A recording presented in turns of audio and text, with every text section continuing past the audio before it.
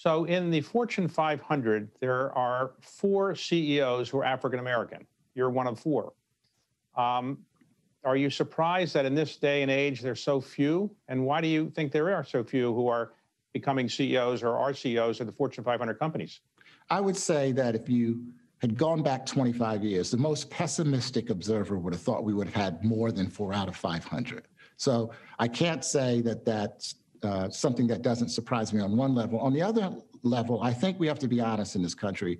I think we have to recognize that there's subtleties to our history around race, that people who are African American, for the most part, find themselves in a situation where they have to overcome some customs, some beliefs, and it's much harder for many African Americans to find their way to these positions. I just mentioned that Dr. Vagelos brought me out of a law firm and put me here.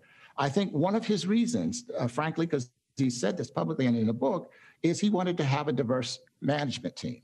And so I was brought in part for that reason, but I was also given opportunities, stretch assignments. And so I don't think my experience is typical for African Americans in corporate America. What have you done to increase or make certain that you have minority employees at Merck since you've been the CEO? Well, one of the things that we try to do is to make sure that at the senior level, at our board level and at our senior management level, we are a diverse group. And I think if you look at our senior management team, it's probably, if not the most diverse team in large companies, it's close to that.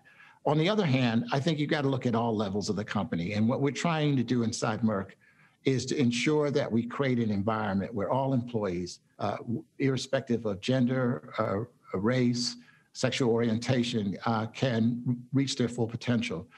We haven't gotten to where we need to get, I would say, particularly with respect to African Americans at lower levels, below the senior management levels.